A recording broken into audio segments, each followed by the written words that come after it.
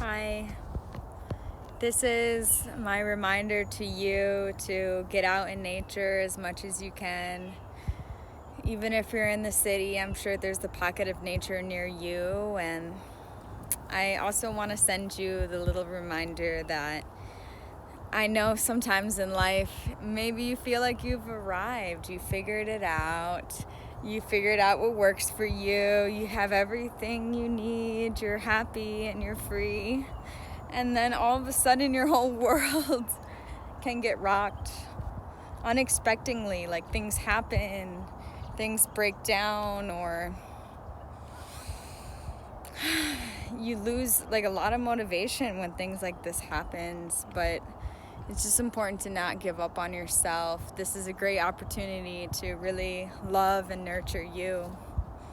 And why make it harder for yourself by making it worse than it has to be? Keep up the self-love. Keep eating high vibrational fruits and vegetables and doing these practices of sitting in silence and connecting with the tree and becoming the tree. What I really want to get at is I know it's really hard, speaking from experience, to get over some things, to let things go right away and act like, oh, this doesn't affect me, because I feel like a super sensitive human on this earth. But I love that I'm sensitive. I wouldn't want to have it any other way. And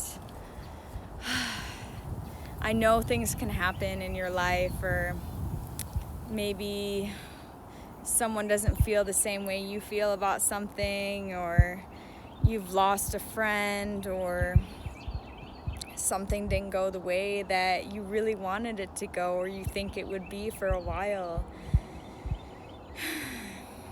It's going to pass, but in the meantime, it's very important, even though you may feel less motivated to take good care of yourself, change your clothes or brush your teeth, these simple human things to show up for yourself.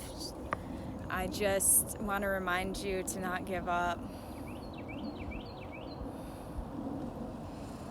To put your hand over your heart and say, I love you, I'm here for you, and we're not going to make our situations or our circumstances worse by doing something unpurely or not from our hearts. Maybe that's, going back to old habits or turning to drugs. It's just going to take you down deeper and really do nothing for your growth. And maybe there's a reason. I guarantee there's a reason why these things happen in our lives that we didn't want to happen. It gives us an opportunity to step up, to reharmonize, to realign. So stick with it. Stay with the practices. Stick with the rituals in your life that make you glow. And it's really hard for me to speak right now because I'm going through something like that, where it's I'm just so happy I still showed up and loved myself and took myself on a morning walk, because sometimes it's hard to get out of bed, or and this stuff barely happens to me, but when I'm emotionally involved in people's lives that I care about,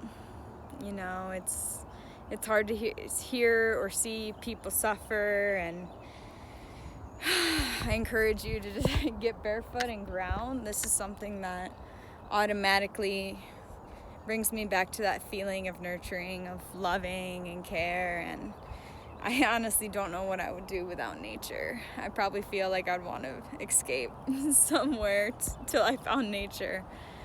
So just keep up with your self-care, motivate yourself to stick to eating healthy and hydrating. And it doesn't mean you have to go exercise, but maybe even that's a great thing. Doing something that's calming for yourself. Just don't give up. This world's too beautiful and you're too precious to not be a part of this earth. And I feel we all have our purpose here, and you'll never know. Even if you haven't found your purpose in life, you never know until you really learn to live with yourself and learn to get back up when you're falling down or being pushed down or like forced to grow. Yo. Yeah. Don't stress too much. It will all work out.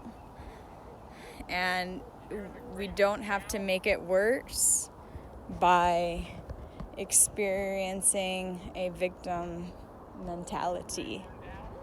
So, what was that? Oh, beautiful. A great horned owl. So yeah, it's not a time to really be on my phone right now, I feel, but I just wanted to send a message out in case it'll help anyone. I'm gonna go listen to this owl, and when you put it away, you can probably hear it. So nice to put away any distractions that may numb out your humanness experience, and just to feel the biggest trip in life is living sober and experiencing all of this without trying to escape it. That is the biggest hallucinogenic trip, I think. And just know that you can always talk to friends, you know, and, you know, if you need someone to listen to you, I'm open to holding space. But I know things always get better when I learn to appreciate what's already here and see what I can do with the next step. What are the next steps I can do so maybe I don't get myself involved in this situation again, or maybe I can take responsible steps where I can be like secure financially, or like get yourself set up instead of being just like such a free spirit. But I encourage that too, so I'm just filming my journey and I'm loving every part of it. What would life be without a good challenge? And does it really have to be as challenging as we think it will be? I think it'll be less challenging if we continue to come in a pure way, if we continue to take really good care of ourselves no matter what. So listen to your body, listen to yourself,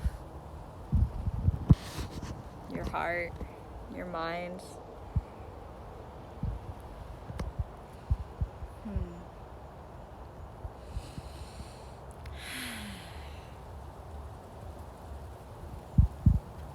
Much love. Take care, family.